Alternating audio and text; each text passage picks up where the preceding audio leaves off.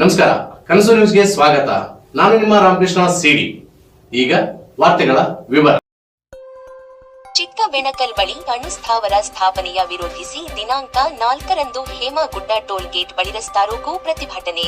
ಮಾಜಿ ವಿಧಾನ ಪರಿಷತ್ ಸದಸ್ಯ ಎಚ್.ಆರ್. ಶ್ರೀನಾಥ್ ಗಂಗಾವತಿ. ಕೇಂದ್ರ ಸರ್ಕಾರದ ಮಹತ್ವ ಯೋಜನೆಯಲ್ಲಿ ಗಂಗಾವತಿ ವಿಧಾನಸಭಾ ಕ್ಷೇತ್ರ ವ್ಯಾಪ್ತಿಯ ಚಿಕ್ಕಬೆಣಕಲ್ ಗ್ರಾಮದ ಸುತ್ತಮುತ್ತಲಿನ ಪ್ರದೇಶದಲ್ಲಿ ಅಣುಸ್ಥಾವರ ನಿರ್ಮಾಣಕ್ಕೆ ಸಂಬಂಧಿಸಿದಂತೆ ಈಗಾಗಲೇ ಮಾನ್ಯ ಜಿಲ್ಲಾಧಿಕಾರಿಗಳ ಆದೇಶದ ಅನ್ವಯ ಸರ್ವೆ ಕಾರ್ಯವನ್ನು ನಡೆಸಲಾಗಿದ್ದು, ಇದಕ್ಕೆ ಈ ಭಾಗದ ಸುತ್ತಮುತ್ತಲಿನ ರೈತರ ಹಾಗೂ ಯಾವುದೇ ಪಕ್ಷ ಭೇದವಿಲ್ಲದೆ ಎಲ್ಲಾ ಮುಖಂಡರ ನೇತೃತ್ವದಲ್ಲಿ ಇದೇ ದಿನಾಂಕ 4 ಶನಿವಾರದಂದು ಹೇಮಗುಡ್ಡ ಬಳಿಯಲ್ಲಿರುವ ಟೋಲ್ ಗೇಟ್ ಬಳಿ ರಸ್ತಾರೋಕ ಪ್ರತಿಭಟನೆಯನ್ನು ಆಯೋಜಿಸಲಾಗಿದೆ ಎಂದು ಕರ್ನಾಟಕ ಪ್ರದೇಶ ಕಾಂಗ್ರೆಸ್ ಪಕ್ಷದ ಪ್ರಧಾನ ಕಾರ್ಯದರ್ಶಿ ಹಾಗೂ ಮಾಜಿ ಎಂಎಲ್ಸಿ ಎಚ್.ಆರ್. ಶ್ರೀನಾಥ್ ಹೇಳಿದರು.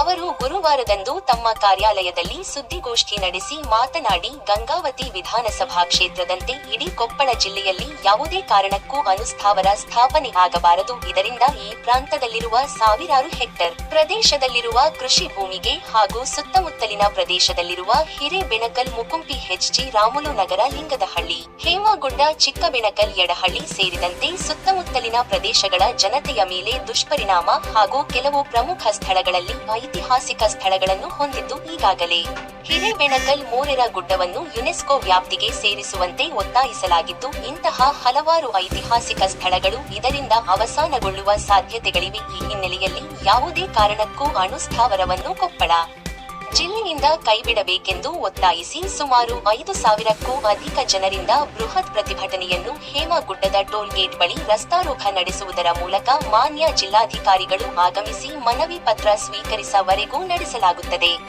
ಎಂದು ಎಚ್ಚರಿಸಿದ ಅವರು, ಬೆಳಿಗ್ಗೆ 10 ಗಂಟೆಗೆ ಯಾವುದೇ ಪಕ್ಷ ಭೇದವಿಲ್ಲದೆ ಪ್ರತಿಯೊಬ್ಬರು ರೈತರು, ವಿವಿಧ ಸಂಘಟನೆಗಳ ಪದಾಧಿಕಾರಿಗಳು, ಸಮಸ್ತ ಜನತೆ ಭಾಗವಹಿಸಿ ರಸ್ತಾರೋಕ ಚಳುವಳಿಯನ್ನು ಯಶಸ್ವಿಗೊಳಿಸಿ ಬೇಕೆಂದು ಎಲ್ಲಾ ಜಿಲ್ಲೆಯ ವಿವಿಧ ತಾಲೂಕುಗಳ ಜನರು ಪಾಲ್ಗೊಂಡು ಪರಿಸರ ಸಂರಕ್ಷಣೆಗೆ ಮುಂದಾಗಬೇಕೆಂದು ಕರೆ ನೀಡಿದರು.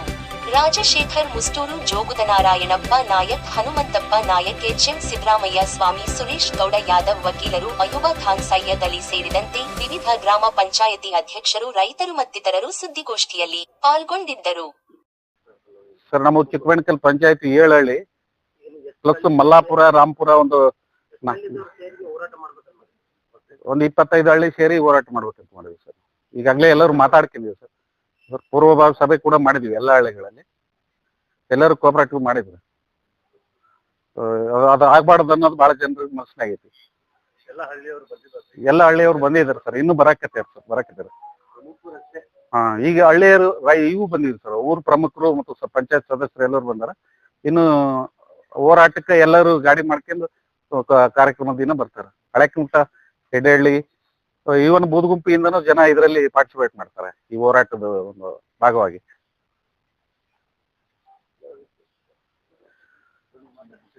ಎಲ್ಲ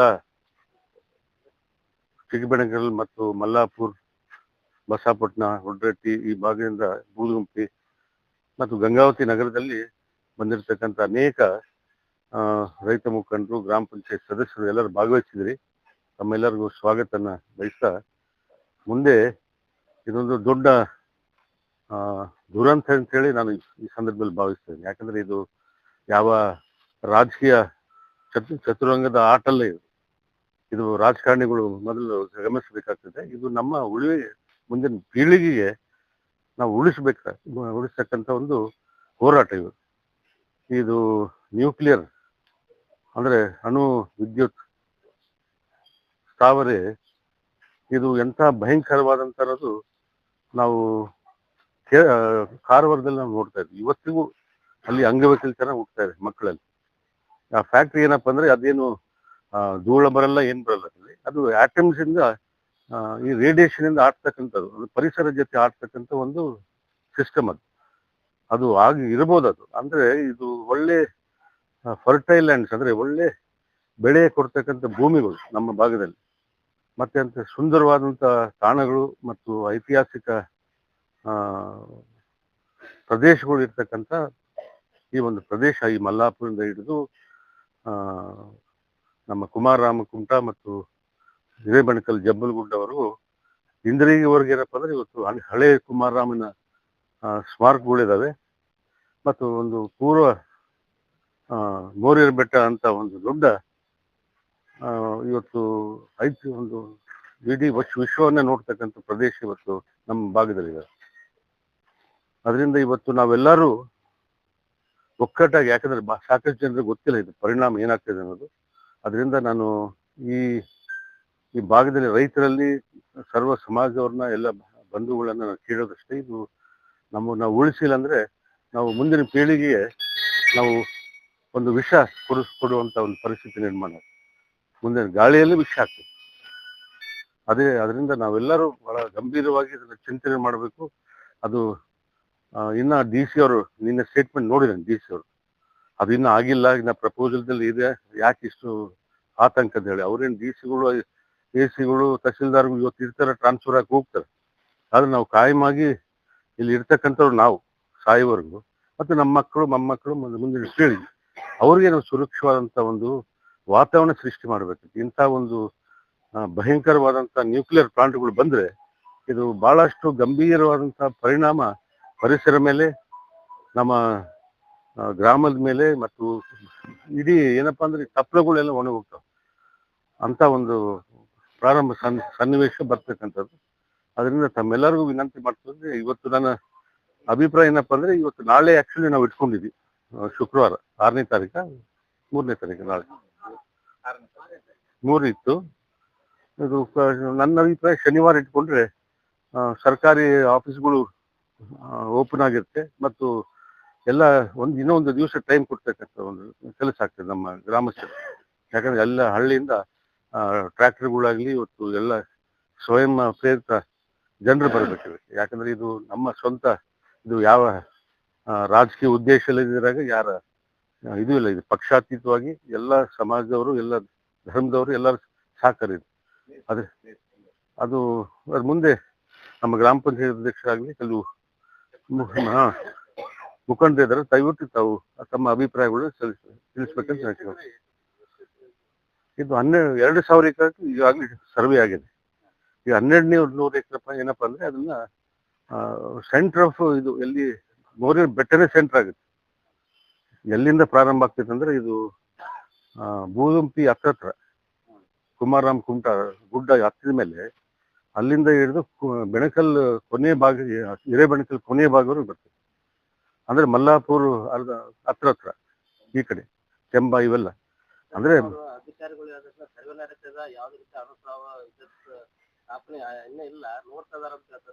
ಮತ್ತೆ ಎದಕ್ಕೆ ಕರ್ಸಿದ್ರಿ? ಅಲ್ಲ ನಿಮ್ಗೆ ಎಲ್ಲ ನಾವು ನಿಮ್ಮ ಮೇಲೆ ಹೋರಾಟ ಅಲ್ಲ ಇದು. DC ಅಲ್ಲಲ್ಲ DC ತಹಸೀಲ್ದಾರ್ ಲೆವೆಲ್ ಅಲ್ಲ ಇದು ಕೇಂದ್ರ ಸರ್ಕಾರವ್ರು ಕಳಿಸಿದ್ದಾರೆ. ಕೇಂದ್ರ ಸರ್ಕಾರಕ್ಕೆ ನೀವು ಸರಿಯಾದಂತ ಉತ್ತರ ಕೊಡ್ಬೇಕು. ಇದು ಪರಿಸರ ಇರ್ತಕ್ಕಂಥದ್ದು, ಒಳ್ಳೆ ವನ್ಯಜೀವಿಗಳು ಇರ್ತಕ್ಕಂಥದ್ದು, ಸ್ಮಾರಕಗಳು ಇರ್ತಕ್ಕಂಥದ್ದು, ಇದು ಸೂಕ್ತವಲ್ಲ ಅಂತ ಅವ್ರು ಕಳಿಸಿರ್ಬೋದು. ನೀವು ಒಂದು ಸರಿಯಾದಂತ ವರದಿ ಕಳಿಸ್ಬೇಕು. ತಹಸೀಲ್ದಾರ್ ನೋಡಿದ್ರೆ ನೀವು ಲೆಟರ್ ಅಲ್ಲಿ ಯಾವ ಸ್ಮಾರಕಗಳಿಲ್ಲ, ಏನಿಲ್ಲ ಕೊಟ್ಟಿದ್ದಾರೆ. ಅಂದ್ರೆ ನೀವು ತಪ್ಪು ಮಾಹಿತಿಯನ್ನು ಕೊಡ್ತಾ ಇದ್ದೀರಿ, ಜನರನ್ನ ಒಂದು ತಪ್ಪು ದಿಕ್ಕು ತಪ್ಪಿಸ್ತಾ ಇದ್ರಿ. ಅದರಿಂದ ನಾವು ಇದಕ್ಕೆ ಒಪ್ಪಲ್ಲ. ಇದು ಯಾವುದೇ ಹೋರಾಟಕ್ಕೆ ನಾವು ಸಿದ್ಧವಾಗಿದ್ದೀವಿ.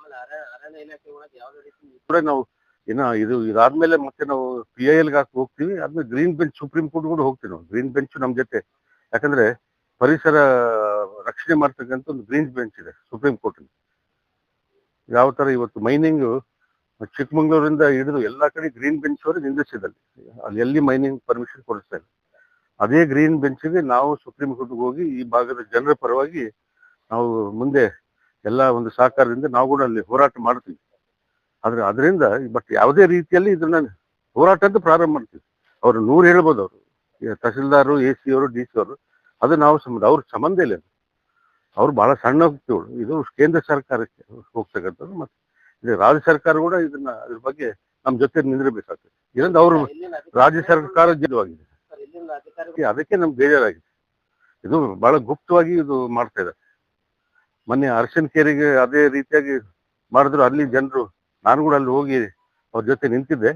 ಈಗ ನಮ್ಮ ಜಿಲ್ಲೆಗೆ ಎಲ್ಲೂ ಬೇಕಾಗಿಲ್ಲ. ಯಾಕಂದ್ರೆ ಇದು ಒಳ್ಳೆ ನೀರು ಫಲ ಕೊಡ್ತಕ್ಕಂಥ ಭೂಮಿಗಳಿಲ್ಲ ನಮ್ಮ ಕೊಪ್ಪಳ ಜಿಲ್ಲೆ. ಇದು ಯಾವ ಅನುಸಾವರಿಗೆ ಇದು ರಾಜಸ್ಥಾನ ಇದೇ ಇದಲ್ಲ, ಡ್ರೈ ಲ್ಯಾಂಡ್ ಡೆಸರ್ಟ್ಗಳು ಅಂತ ಜಾಗದಾಗ ಹೋಗಿ ಹಾಕ್ರಿ. ಎಲ್ಲಿ ಮಾನವರು ಜನಸಂಖ್ಯೆ ಕಡಿಮೆ ಇರ್ತೈತೆ ಅಲ್ಲಿ ಹೋಗಿ ಹಾಕ್ರಿ. ಅಲ್ಲ ಯಾರು ಬೇಡ ಅಂತ ಹೆಂಗ್ ಕೊಡ್ತೀರಿ? ಸೊ ಇದನ್ನ ನಾವು ಒಪ್ಪಲ್ಲ. ಇದನ್ನ ಯಾವ ಹಂತಕ್ಕೆ ಹೋಗಿದ್ರೆ ಕೂಡ ನಾವು ಇದ್ರ ಹೋರಾಟಕ್ಕೆ ನಾನು ಇನ್ನೊಂದು ಕೂಡ ಹೇಳ್ತೀನಿ, 30 ಕಿಲೋಮೀಟರ್ ಎಫೆಕ್ಟ್ ಆಗ್ತೈತಿ ಇದು ರೇಡಿಯೇಷನ್ ಅಂತ, ಆಟಮಿಕ್ ರೇಡಿಯೇಷನ್ ಅಂತ 30 ಕಿಲೋಮೀಟರ್ ಅಂದ್ರೆ ಇದು ಗಂಗಾವತಿ ನಗರ ಕೂಡ ಒಳಗೆ ಸೇರ್ಪಡ್ತದೆ. ಇದು ಗಂಗಾವತಿ ನಗರದವ್ರು ಕೂಡ ಇವತ್ತು ಪಾಪ ಅವರೇ ಬೆಣಕಲ್ ಮಂದಿ ಅಲ್ಲ, ಬೆಣಕಲ್ಲು ಮಲ್ಲಾಪುರ ಪಂಚಾಯತ್ ಅಲ್ಲ, ಇದು ಗಂಗಾವತಿ ನಗರ ಕೂಡ ಬಹಳ ದೊಡ್ಡ ದುರಂತ ಇದೆ. ಅವರು ಕೂಡ ಬಹಳ ಅರ್ಥ ಮಾಡ್ಕೊಬೇಕು. ಗಂಗಾವತಿ ನಗರದ ಸಮಸ್ತ ನಾಗರಿಕರಲ್ಲೂ ಕೂಡ ನಾನು ವಿನಂತಿ ಮಾಡ್ಕೊಂತೀನಿ, ಇವತ್ತು ಎಲ್ಲಾರು ಕೈ ಜೋಡಿಸ್ರಿ, ಎಲ್ಲರೂ ನಾವು ಹೋರಾಟ ಮಾಡೋಣ, ನಾವು ನಮ್ಮ ಜನರನ್ನ ರಕ್ಷಣೆ ಮಾಡೋಣ.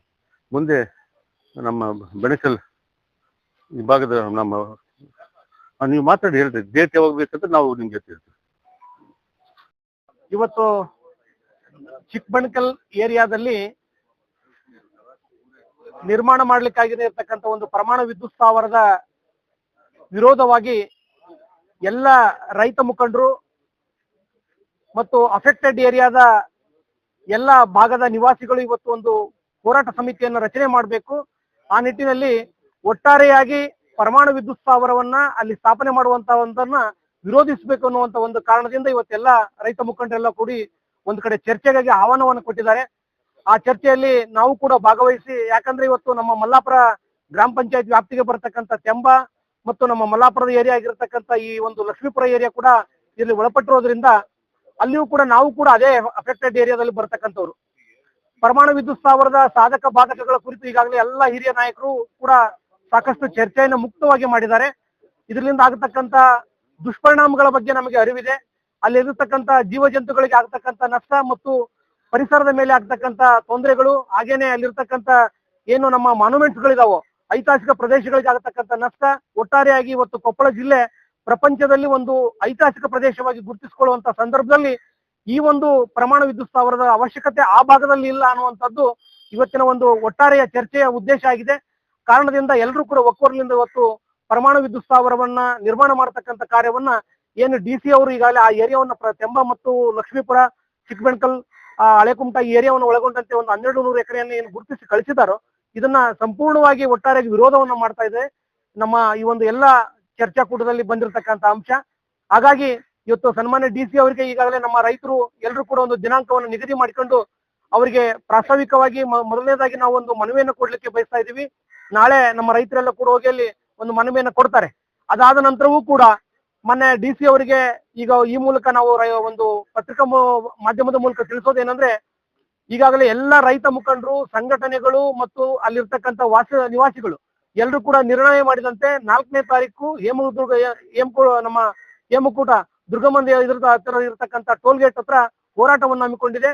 ಕಾರಣ 4ನೇ ತಾರೀಕಿನ ಒಳಗಾಗಿ ತಮಗಿರ್ತಕ್ಕಂಥ ನಿಗದಿತ ಅವಧಿಯಲ್ಲಿ ದಯವಿಟ್ಟು ಇಂಥ ಒಂದು ಪ್ರಸ್ತಾವಿತ ಯೋಜನೆಯನ್ನ ತಾವು ಕೈ ಬಿಡಬೇಕು ಅನ್ನುವಂತ ಒಂದು ಮನವಿಯನ್ನ ನಾನು ಈ ಮೂಲಕ ತಮ್ಮಲ್ಲಿ ಮಾಡ್ಕೊಳ್ತಾ ಇದ್ದೀನಿ.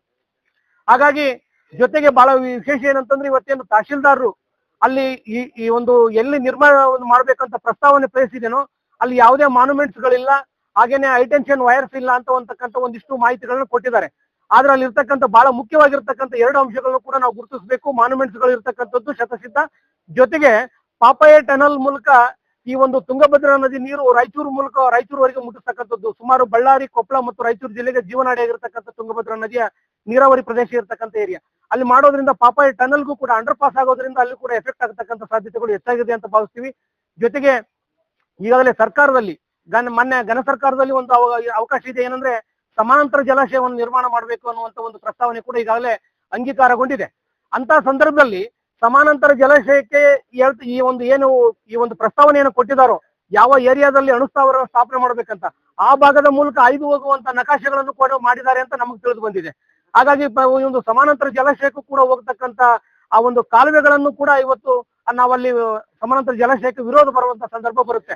ಆ ಒಂದು ನಿರ್ಮಾಣ ಕೂಡ ಸಕ್ಸಸ್ ಆಗಲ್ಲ. ಹಾಗಾಗಿ ಒಟ್ಟಾರೆಯಾಗಿ ಈ ಒಂದು ಪ್ರಸ್ತಾವನೆ ಅವೈಜ್ಞಾನಿಕವಾಗಿದೆ, ಈ ಜನರಿಗೆ ವಿರೋಧವಾಗಿರ್ತಕ್ಕಂಥದ್ದು, ಪರಿಸರವನ್ನ ಹಾಳು ಮಾಡುವಂತ ರೀತಿಯಲ್ಲಿ ಇರ್ತಕ್ಕಂಥ ಪ್ರಸ್ತಾವನೆ ಆಗಿರೋದ್ರಿಂದ ಎಲ್ಲ ಆ ಭಾಗದ ರೈತರು ಸಂಪೂರ್ಣವಾಗಿ ಇದನ್ನು ವಿರೋಧ ಮಾಡ್ತಾ ಇದ್ದೀವಿ. ಕಾರಣ 4ನೇ ತಾರೀಕು ನಡೀತಕ್ಕಂತ ಒಂದು ವಿರೋಧಿ ಹೋರಾಟದಲ್ಲಿ, ಪರಮಾಣು ಅಣುಸ್ಥಾವರ ಸ್ಥಾಪನೆಯ ವಿರೋಧಿ ಹೋರಾಟದಲ್ಲಿ ಆ ಭಾಗದ ರೈತರನ್ನು ಒಳಗೊಂಡಂತೆ ಗಂಗಾವತಿಯ ನಗರದ ನಾಗರಿಕರು ಕೂಡ ಎಲ್ಲ ಒಂದು ಎಲೆಕ್ಟೆಡ್ ಬಾಡೀಸ್ ಮೆಂಬರ್ಸ್ ಇರ್ಬೋದು, ಎಲ್ಲರೂ ಕೂಡ ತಮ್ಮ ಸಹಕಾರವನ್ನ ಮತ್ತು ಒಂದು ಸಲಹೆಗಳನ್ನ ಕೊಡೋದ್ರ ಮೂಲಕ ಆ ಹೋರಾಟದಲ್ಲಿ ಪಾಲ್ಗೊಳ್ಬೇಕು ಅಂತ ಹೇಳಿ ಈ ಮೂಲಕ ತಮ್ಮಲ್ಲಿ ನಾನು ಎಲ್ಲ ನಾಗರಿಕರಲ್ಲಿ ಮತ್ತೊಮ್ಮೆ ವಿನಂತಿಯನ್ನು ಮಾಡ್ಕೊಳ್ತಾ ಇದ್ದೀನಿ. ನಮಸ್ಕಾರ. ನಾನು ಯಾದವ್ ಅಂತ, ಅನ್ಮೇಶ್ ಯಾದವ್ ಅಂತ, ಮಲ್ಲಾಪುರ ಗ್ರಾಮದ ನಿವಾಸಿ, ವೃತ್ತಿಯಿಂದ ವಕೀಲರು ಕೂಡ ಇದೀವಿ. ಅಫೆಕ್ಟೆಡ್ ಏರಿಯಾ ನಮ್ಮಲ್ಲಿಯೂ ಕೂಡ ವ್ಯಾಪಿಸಿರೋದ್ರಿಂದ ನಾವು ಇದನ್ನ ನಮ್ಮ ಗ್ರಾಮದ ಪರವಾಗಿ ನಾನು ಪ್ರತಿನಿಧಿಸಿ ಮಾತಾಡ್ತಾ ಇದ್ದೀನಿ.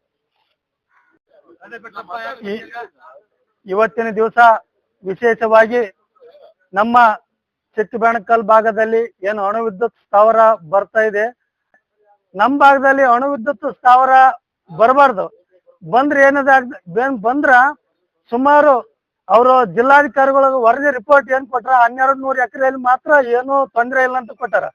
ಅದು ಸುತ್ತಮುತ್ತಲ 30 ಕಿಲೋಮೀಟರ್ ವ್ಯಾಪ್ತಿಯಲ್ಲಿ ಅದ್ರ ಇದಾಗುತ್ತ, ಎಫೆಕ್ಟ್ ಆಗುತ್ತ. 30 ಕಿಲೋಮೀಟರ್ ವ್ಯಾಪ್ತಿ ಅಂದ್ರ ನಮ್ದು ಹಿರೇಬೆಣಕಲ್ ಮೌರ್ಯರ ಗುಹೆ ಈಗಾಗಲೇ ಅದು ವಿಶ್ವ ಪರಂಪರೆ ಪಟ್ಟಿ, ತಾತ್ಕಾಲಿಕ ಪಟ್ಟಿ ಒಳಗೆ ನಮ್ ಹಿರೇಬೆಣಕಲ್ ಪರಂಪರೆ ಪಟ್ಟಿ ಐತೆ. ಅದು ಈಗೇನಾದ್ರ ಅದು ಅಣುಸ್ಥಾವರ ಬಂದ್ರ ಆ ತಾತ್ಕಾಲಿಕ ಪಟ್ಟಿ ಒಳಗೂಡನ ತೆಗಿತಾರೆ. ಮುಂದೆ ನಾವು ವಿಶ್ವ ಪರಂಪರೆ ತಾಣಕ್ಕೆ ಹೋಗಲ್ಲ. ಅದೇ ರೀತಿಯಾಗಿ ಕುಮಾರರಾಮನ ಬೆಟ್ಟ ಅದು ಐತಿಹಾಸಿಕ ಸ್ಥಳ, ಹೇಮಗುಡ್ಡದ ಅದು ಐತಿಹಾಸಿಕ ಸ್ಥಳ, ಆಮೇಲೆ ಅಂಜನಾದ್ರಿ ಬೆಟ್ಟ, ಆಮೇಲೆ ಹಂಪಿಗೂಡ 15 ಕಿಲೋಮೀಟರ್ ಆಗುತ್ತ. ಹಂಪಿಗೂ ಐತಿಹಾಸಿಕ ಸ್ಥಳ, ಅದಕ್ಕೂ ಕೂಡ ಎಫೆಕ್ಟ್ ಆಗುತ್ತ. ಆಮೇಲೆ ನಮ್ಮ ಏಳುಗುಡ್ಡದ ಸಾಲಿನಲ್ಲಿ ಸಾಕಷ್ಟು ವನ್ಯ ಜೀವಿ ಕಾಡು ಪ್ರಾಣಿಗಳು ವಾಸ ಮಾಡ್ತಾವ, ಸೂಕ್ಷ್ಮ ಪರಿಸರ ಜೀವ ಇದೆ. ಆ ಕಾರಣಕ್ಕೆ ಇಲ್ಲಿ ಬರಬಾರ್ದು. ಇನ್ನು ಮೊನ್ನೆ ಒಬ್ಬರು ವಿಜ್ಞಾನಿಗಳು ಏನ್ ಹೇಳಿದ್ರು ಅಂದ್ರ, ಕಾರವಾರದ ಒಂದು ಉದಾಹರಣೆ ಕೊಟ್ಟು ಹೇಳಿದ್ರು. ಕಾರವಾರದಲ್ಲಿ ಅಲ್ಲಿ ಏನು ಅಷ್ಟು ಸಮಸ್ಯೆ ಆಗಿಲ್ಲ, ತೊಂದರೆ ಆಗಿಲ್ಲ ಅಂತ ಹೇಳಿದ್ರು. ಕಾರವಾರ ಪ್ರದೇಶಕ್ಕೂ ನಮ್ಮ ಪ್ರದೇಶಕ್ಕೂ ಬಹಳ ವ್ಯತ್ಯಾಸ ಐತಿ. ನಮ್ಮ ಪ್ರದೇಶ ಏನಂದ್ರ ಬೇಸಿಗೆ ಕಾಲದಲ್ಲಿ ನಾವು ಬೆಂಕಿಯಾಗಿ ಜೀವನ ಮಾಡ್ತೀವಿ. ನಾವು ಇಲ್ಲಿ ಹೆಂಗಂದ್ರ ನಾವು ಬೆಂಕಿ ಕೂಡ ಜೀವನ ಮಾಡ್ತೀವಿ. ಕಾರವಾರ ಪ್ರದೇಶದಾಗ ಅಲ್ಲಿ ಬೆಂಕಿ ಜೊತೆ ಸರಸಾಡಲ್ಲ. ಅಲ್ಲಿ ಸಮುದ್ರ ಪ್ರದೇಶ ಐತಿ, ಅವ್ರಿಗೆ ತಂಪು ವಾತಾವರಣ ಐತಿ, ಅದು ವಿಕಿರಣದ ಎಫೆಕ್ಟ್ ಆಗ್ಲಿಕ್ಕಿಲ್ಲ. ಆದ್ರೆ ಇಲ್ಲಿ ನಮ್ಗೆ ಆ ವಿಕಿರಣ ಸಾಧ್ಯತೆ ಸೋರಿಕೆ ಆದ್ರೆ ನಮ್ಗೆ ಬಹಳಷ್ಟು ತೊಂದರೆ ಆಗ್ತ. ಆ ಕಾರಣಕ್ಕ ಇಲ್ಲಿ ನಮ್ಮ ಭಾಗದಲ್ಲಿ ಯಾವುದೇ ಕಾರಣಕ್ಕೂ ಅಣು ವಿದ್ಯುತ್ ಸ್ಥಾವರ ಬರಬಾರ್ದು ಅಂತ ನಮ್ಮ ಎಲ್ಲಾ ಸಾರ್ವಜನಿಕರ ಬೇಡಿಕೆ ಆಗಿದೆ. ಕೇಂದ್ರೀಯ ಸರ್ಕಾರದ ಒಂದು ಪ್ರಪೋಸಲ್ ಏನಿದೆ, ಈ ಅಣು ವಿದ್ಯುತ್ ನ್ಯೂಕ್ಲಿಯರ್ ಪ್ಲಾಂಟ್ ಇದೆ ಒಂದು ಪ್ರಪೋಸಲ್, ಇದ್ರ ವಿರುದ್ಧ ಹೋರಾಟ ಸಮಿತಿ ಇವತ್ತು ನಾವೆಲ್ಲರೂ ಕೂಡಿದೀವಿ. ಚಿಕ್ಕಬೇಣಕಲ್ ಪಂಚಾಯತ್, ಮಲ್ಲಾಪುರ ಸಂಗಾಪುರ ಪಂಚಾಯತ್ ಮತ್ತು ಉಡ್ರಟ್ಟಿ ವೆಂಕಟಗಿರಿ ಪಂಚಾಯತ್, ಜಬ್ಬಲಗುಡ್ಡ, ಇಂದ್ರಗಿ, ಬೂದಗುಂಪಿ, ಇಷ್ಟು ಪಂಚಾಯತ್ಗಳು ಸದಸ್ಯರುಗಳು, ಗ್ರಾಮ ಪಂಚಾಯತ್ ಸದಸ್ಯರು ಎಲ್ಲರೂ ಕೂಡಿದ್ದಾರೆ. ಸೊ ಇದಕ್ಕೆ ಎಲ್ಲರೂ ಒಮ್ಮತ ನಿರ್ಣಯಿಸಿದಂತೆ ಇವತ್ತು ಶನಿವಾರ ಬೆಳಿಗ್ಗೆ 10 ಗಂಟೆಗೆ ಹೇಮಗುಡ್ಡದ ಟೋಲ್ ಗೇಟ್ ಹತ್ರ ನಾವು ಪ್ರತಿಭಟನೆಯನ್ನು ಮಾಡ್ತಿದ್ವಿ. ಮತ್ತು ಎಲ್ಲ ಈ ಭಾಗದ ಗ್ರಾಮಸ್ಥರು, ರೈತ ಮುಖಂಡರು, ಸಂಘ ಸಂಸ್ಥೆಗಳು, ಪರಿಸರವಾದಿಗಳು, ಪಕ್ಷಾತೀತವಾದ ಎಲ್ಲ ಚುನಾಯಿತ ಪ್ರತಿನಿಧಿಗಳು, MLA MP ಗಳು, ಗ್ರಾಮ ಪಂಚಾಯತ್ ಸದಸ್ಯರು, ಜಿಲ್ಲಾ ಪಂಚಾಯತ್ನ ಮಾಜಿ ಸದಸ್ಯರು, ತಾಲೂಕ್ ಪಂಚಾಯತ್ ಸದಸ್ಯರು, ಸಂಘ ಸಂಸ್ಥೆಗಳನ್ನ ಎಲ್ಲರನ್ನ ನಾನು ಮನವಿ ಮಾಡ್ಕೊಂತೀನಿ. ಎಲ್ಲರೂ ಈ ಒಂದು ಹೋರಾಟದಲ್ಲಿ ಭಾಗವಹಿಸಿದರೆ ಇವತ್ತು ನಮ್ಮ ಭಾಗದ ಜನರಿಗೆ ನಾವು ಒಂದು ಶಕ್ತಿಯನ್ನು ಕೊಡ್ತಕ್ಕಂಥ ಕೆಲಸ ಆಗ್ತದೆ. ಮತ್ತು ಇದ್ರ ವಿರುದ್ಧ ನಾವು ಪ್ರತಿಭಟನೆ ಮಾಡಿ ಮುಂದೆ ಯಾವುದೇ ಪರಿಸ್ಥಿತಿಯಲ್ಲಿ ಆ ವಿದ್ಯುತ್ ಸ್ಥಾವರವನ್ನ ನಮ್ಮ ಭಾಗದಲ್ಲಿ ಬರ್ತಕ್ಕಂಥ ನಾವು ವಿರೋಧ ಮಾಡ್ತೀವಿ. ಅದರಿಂದ ತಮ್ಮೆಲ್ಲರಿಗೂ ನಾನು ವಿನಂತಿ ಮಾಡ್ತೀನಿ, 10 ಗಂಟೆಗೆ ಎಲ್ಲಾ ಗ್ರಾಮಸ್ಥರು ಬಂದು ತಾವು ಭಾಗವಹಿಸಬೇಕು ಅಂತ ಹೇಳಿ ತಮ್ಮಲ್ಲಿ ನಾನು ವಿನಂತಿ ಮಾಡ್ಕೊಳ್ತೇನೆ. ಸೊ ಇದು ಯಾರ ಒಬ್ಬ ವೈಯಕ್ತಿಕ ಇದರ ಪ್ರಚಾರ ಇಲ್ಲ. ಇದರಲ್ಲಿ ಜನರ ಇವತ್ತು ರೈತರ ಒಂದು ಹಿತ ಮತ್ತು ಆ ಭಾಗದ ಹಳ್ಳಿ ಜನರ ಒಂದು ಹಿತ ಮತ್ತು ಪರಿಸರ ಒಂದು ಹಿತಕ್ಕಾಗಿ ನಾವು ಮಾಡ್ತಕ್ಕಂಥ ಕೆಲಸ, ಹೋರಾಟವನ್ನು ನಾವು ಮಾಡ್ತೀವಿ. ಮತ್ತು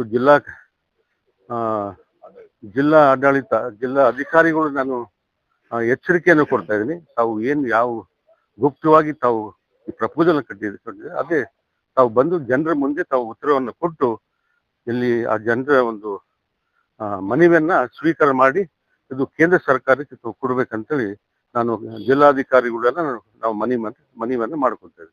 ಅದೇ ರೀತಿಯಾಗಿ ತಹಶೀಲ್ದಾರ್ ಅವರು ಮತ್ತು ಅಸಿಸ್ಟೆಂಟ್ ಕಮಿಷನರ್ ಕೂಡ ತಾವೆಲ್ಲರೂ ಜಿಲ್ಲಾಧಿಕಾರಿಗಳಿಂದ ಅವ್ರ ಹಿಂದೆ ಬಂದು ತಾವು ದಯವಿಟ್ಟು ಜನರ ಮುಂದೆ ನಿಂತು ತಾವು ಆ ಮನವಿಯನ್ನು ಸ್ವೀಕಾರ ಮಾಡಿ. 4ನೇ ತಾರೀಕು.